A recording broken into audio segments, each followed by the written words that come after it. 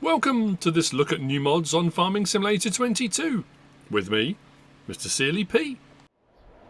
Ladies and gentlemen, it's Thursday the 20th of June. Mods are early today, so we're going to crack straight on. We've got some updates. The map The Old Farm Countryside by E.R. Shabba has had an update and a new save game new slot is required. The map Nordermarsch Reloaded by L.S. Schleswig Holstein has had an update and a new save game is required. The map Moss Valley by JDModding has had an update. Now that's not showing on the screen at the moment. I haven't put that on there because part of the update on that is console release.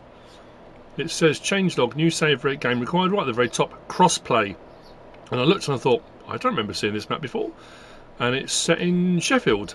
It says the challenges of running a farm in the heart of Sheffield. So that is a new map to console, which I'll be getting onto at some point.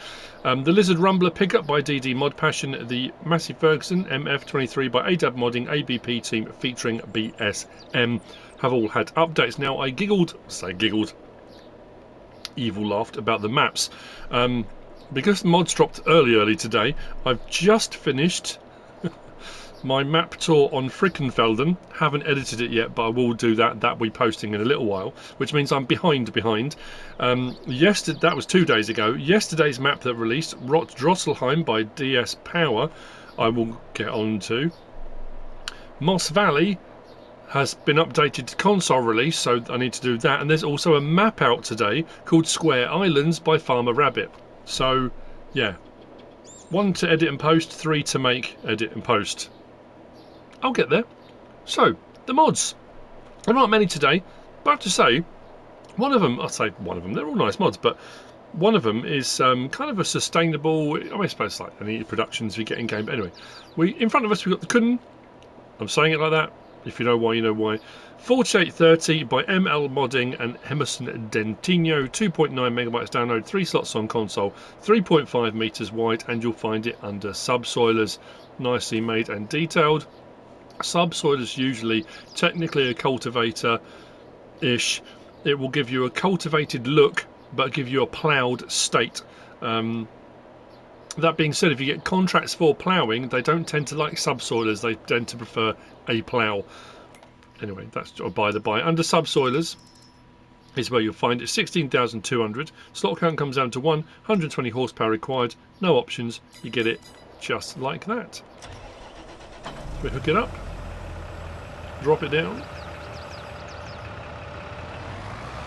So like I say, you should get a cultivated look.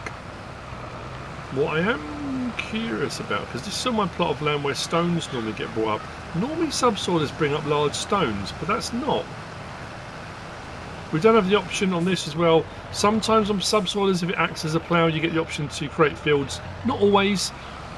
We bring it over to a section that's either just recently been harvested or has been shallow cultivated.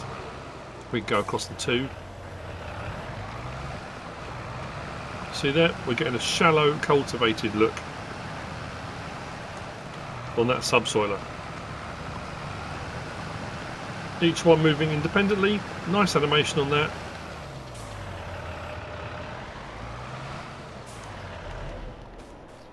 There you go. The Kuhn 4830 by MLModding Hemerson Dentinho. Next, we've got these. This is the Lizard Tolva 12TT by JDModding org. This is 6.65 megabytes download, 4 slots on console. I have 2 of them because, as you can see, they have a rear trailer hitch and they will daisy chain together. They will connect as well for lighting, etc. Belly dump gravity wagons. Nicely detailed with a few different options for colour, cover colour. What I like as well, when you take the cover off, it folds the cover and it puts the cover in here. I'll show you that in a moment. These you'll find under regular trailers. They're not auger wagons or anything like that. 10 grand. 16,500 litre.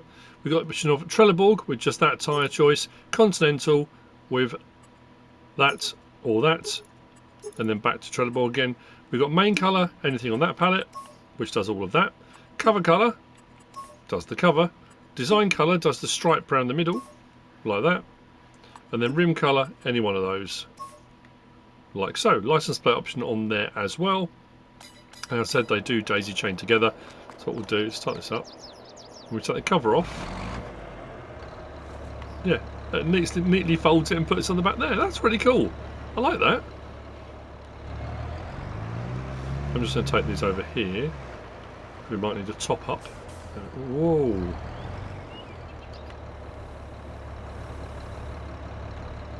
Didn't take very much. Then we'll switch to the back. Same thing with that. Open cover.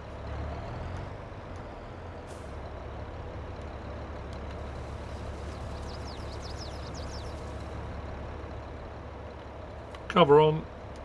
Cover on. Lighting, indicators, and brake lights, as you can see. And that's it. Nice and straightforward. The Lizard Tolva 12TT by JDModding org. Which brings me on to the next modding, which is also by JDModding org. This is an interesting one as well. And it's this. This is the TR8000. 5.32 megabytes download, 4 slots on console. Now we've seen bale collectors like this before, and that's where you'll find it under bale collectors. But this is a kind of more manual approach to that. This will take between, I think it says 2 and 11 or 2 and 7. Not even, I mean, you can put as many on as you want. It says 7 to 11, depends on the diameter of the bales, of course. 125, 150, 180 round bales is what is supposed to be for. You will find it under said location, bale loaders. Just there, 23 grand. Slot count comes down to 1. No options available, you get it just like that. So, I've got to remember the controls now. I hope I get this right. We've got beacons on it. We do have lights and indicators, as you can see. Now, we've got an option here, R1 and right stick side to side. That does that. So that puts your rear bar on, which holds the bales in place when you don't want them coming off the back. So it's just a manual solution to a problem. L1 and right stick side to side does that. Puts that down. Now this is not an auto load, this is manual. It lowers the whole trailer a little bit and puts that down. L1, R1 and right stick side to side opens and closes that. You need it open for picking the bales up, closed for then moving them onto the trailer. I hope I do this justice. It takes a little bit of practice because unlike auto load ones where you've got a little bit of give and you can kind of get away with it. So we go into the bale there. Now I close that like that. Now we go to that one. No, not that one. We go to that one. Lift the bale on like that. I can put that back to there. Now it says unfold baler. If I unfold the baler, it drops the whole thing to the ground, and I drive forward a little bit, and that moves the bale out of the way of where you need to load it. Because obviously the next one's got to go into that space. So I can just leave it there. I can strap it down if I want to, but I don't have to. If I fold it, the whole thing raises back up again, and the bale sits in place. I then do that one. Bring that back down again like that. Open it up again, like that, and I go on to my next bale. I've got 3 here, but I don't need 3. Just to kind of give you the idea of what's going on. Again, close that up. Then, keep to the wrong one. Then that one again, roll it over. Then unfold baler, drops the whole thing down to the ground. Drive forward again, need to get that straight, there we go. Drive forward again. What I might want to do, I can back up, push those together if I want them right together. Then drive forward again, and I've left my space ready for the next bale. Press fold baler again, lifts the whole thing up, good to go. Now I can manually strap these or strap from the cab, so we can strap those in place. We're good to go. If I was just picking up 2 bales, fine. If I'm picking up 7, if I'm picking up 11, whatever size bales I've got. But if I don't want them falling off the back, so when I get to a point where I'm nearly full and this bale is here and I don't want it disappearing, that's when you move that bit. So what we'll do, we'll take the straps off. I've done it wrong every single time. There we go, put that in place. If we unfold and lower the whole thing to the ground, so imagine I'm putting my last bale on, so I've driven that all the way along, that should now snag on the end there and won't come off the end. So it means I can get all my bales on without any falling off the back. But then when I get to where I'm going and I'm happy to unload, I put my straps on, drive off. I could pick up another one now if I wanted to, but I don't need to do 3. I mean, at the end of the day. So when I get to wherever I'm going, I'm ready to unload my bales, and I'm more than happy. I can undo my straps. I can unfold the baler. I can move that out of the way. I drive forward. I leave my bales wherever I want to put them. That's really cool. There's a lot of interaction with it, which I like. That seems to work better than some of the ones we've had in the past as well. It's a very straightforward principle. I like the fact you've got to drop it to the ground, move forward to leave that space again for the next bale to go on. Now you could, if you wanted to, if you had a wheel loader, you could always just bring it along and just drop them onto here. You don't have to use that if you don't want to, but it works. Nice. The Lizard TR8000 by JDModding.org. Next. We have this. This is the French stable. Now, it threw me a little bit. This is by the Design Farmer, 6.67 megabytes download. Now, what you normally find is a stable is normally referred to for horses, a horse stable. But you can stable any animal, I guess, technically. This is for cows. So this is the French stable. 6.67 megabytes download, 20 slots, 85,000 to buy, and it will hold 18 cows. We have got a bit of space for some equipment if you wanted to park some stuff up. When you've got all your various different markers and stuff on, you can see everything nice and straightforward. We've got our lights here, we can turn on or off. Our gate does open at either end. Our feed and bedding trigger, automatic, is here for both. So what I was going to say next was about manure heap. You don't need a separate manure heap with this one because the manure will appear here. The lights aren't particularly strong, they're not particularly bright, and at night they're not particularly bright either. Our milk point is just here. Our slurry point is just here. And our dialer box for putting our animals in and out. Again, this door will open and close this end. But our dialer box is just here for our 18 cows, should we go for 18 of them. Go into build mode, go to animals and cows. Out in the end there, 85 grand. Slot count comes down to 1. There wasn't a colour option on this for changing the colour of the uprights, the metal or anything like that. You get it just like that. That's a nice, neat barn stable with built-in manure heap. Very tidy.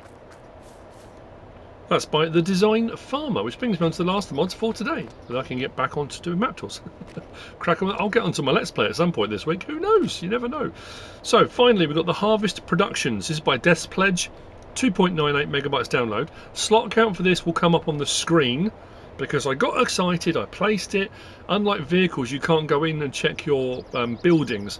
If I remove the building now, it'll remove everything that's in it. But what I'll do is, when I finish, I'll come back out, come back in, check the slot count, and it will come up on the screen.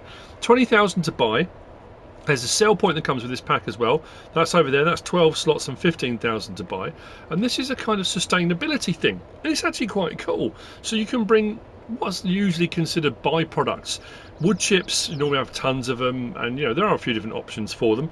And straw often as well. A byproduct of wheat, barley, oat harvest, that kind of thing.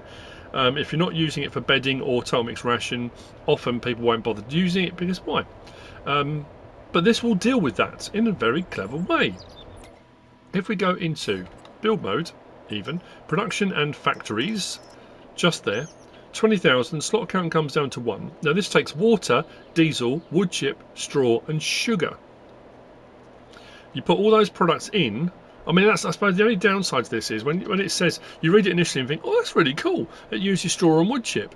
But then you've got to bring sugar as well, which isn't a byproduct, and diesel. Water's not too bad. Then the proposition changes ever so slightly, but it's still a clever concept. And what it makes is fire bricks, briquette type things, and harvest tableware. So it makes biodegradable tableware from the straw. So straw and sugar combined with, I think, water with it, and you get these pallets out. So you get these ones, which are wood fire bricks, compacts the wood chip down into fire bricks, which I use in the man cave actually on my log burner, and then harvest tableware, which once used it will biodegrade. Good for the planet, good for everybody, using up something, I mean obviously not everything. Straw, sugar, water, wood chip and diesel, 20,000 litres of each is what this will take. We go around to here, onto our managed production. I'll turn those back on again. Each one is a 1,000 litre pallet, but our tableware, as you can see there, 4, 2 and 1 in for the water gives you 10 out. So the recipe's pretty good. Cycles per month are pretty good. And the briquettes, 4 wood chip and a bit of diesel gives you 5 out on the recipe. Again, 1,320. So what I'm going to do is, actually I'm not going to check on the prices menu. What we'll do, let's just grab the easiest way of going about this for 1,000 litres. If I grab the top one off there, that's our fire brick. We'll take it to the sell point, see what the sell point gives us. 2,437 for one pallet. Now obviously that will change over the course of the year. It will depend on the fluctuation in prices. Often with fire bricks, firewood, that kind of stuff, it's better during the winter months. I'm not sure about these, what these are going to go for. And that's what you've got to weigh up again. Do you want to do production because it's fun, because you want to try something different and add something else into whatever it is you're doing, or are you doing it just to make money? If you're doing it to just make money, you're then going to weigh up, I've put in diesel, wood chip, sugar, which, you know, depends on what the price of sugar is at the moment. You've got to factor in all those things as to, you know, whether it's worth it if you're just doing it to make money. 2,563. That's not too bad either. So there we go. I didn't show you the sell point, did I? Under production, under sell points, just there, 15 grand, slot count comes down to 1 on that. The harvest production sell point, it's not just for those, it will take all the other products as well. It is in essence a farmer's market. But there you go, that's the harvest productions by Deathspledge. And that's it for the mods for Thursday the 20th of June. As I said, I will get onto map tours as soon as I possibly can, and I will get them out to you so you can check them out. I hope you found this useful and informative in some way, shape or form. If you have, please give us a like. If you don't subscribe yet, please do. If you want to leave a comment, feel free. And if you want to share this video, then please be my guest. Whatever you should choose to do. Thanks for watching.